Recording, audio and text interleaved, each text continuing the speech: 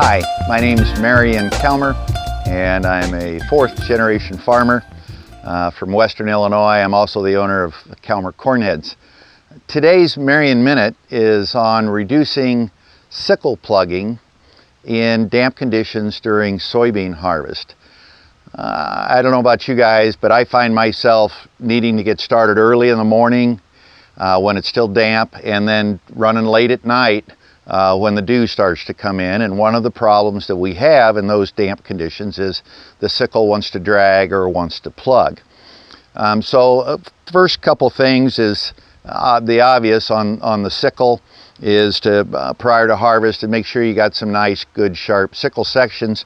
But also, a lot of times I think we overlook that the snake heads on the header wear over time, and they start to get dull as well. So this edge right here on the side of the snake head needs to be razor sharp, and that way as the sickle passes across, we've got a sharp edge on top and a sharp edge down below for a good clean cut, and that reduces sickle shatter, but also helps to cut off any residue that may be out there in the field during those damp conditions.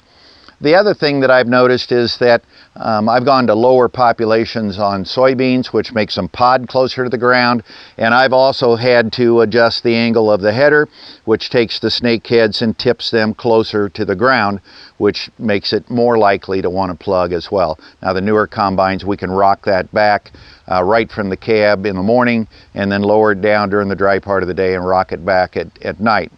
So those are a couple of the things mechanically that we can do here to help us reduce plugging.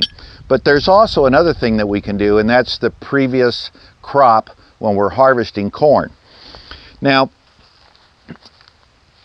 the thing that I used to have trouble with when I was younger, years ago, was that the cornstalk residue was harvested with a tip-to-tip or a knife-to-knife header, and we got some laceration on the stalk here, but it just really wasn't enough to accelerate the decomposition. So we had a slow release of nutrients, we also had a slow decomposition, and then these stalks were what would bridge or catch underneath and make the header plug.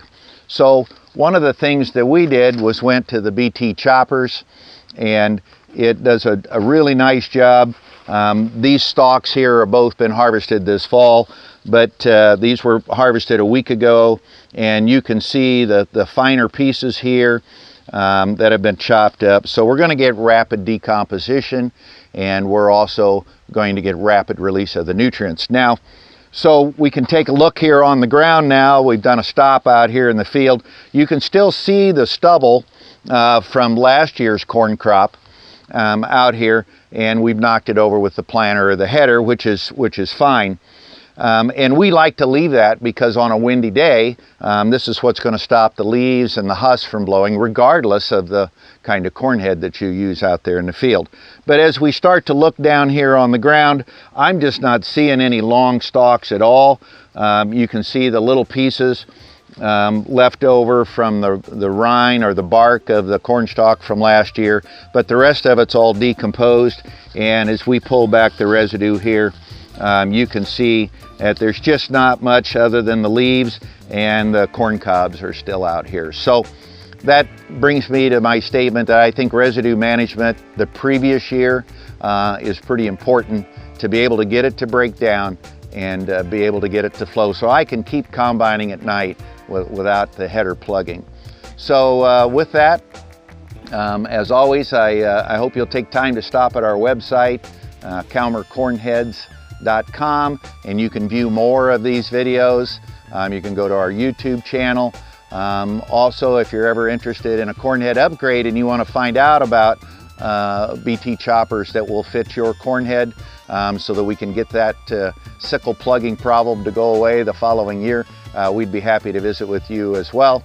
And also, as always, feel free to call me on my cell phone or send me a picture or a text message if you like at 309-368-1182. With that, thanks for taking time out of your busy schedule to listen to my Marion Minute, and I hope you have a safe and fun harvest.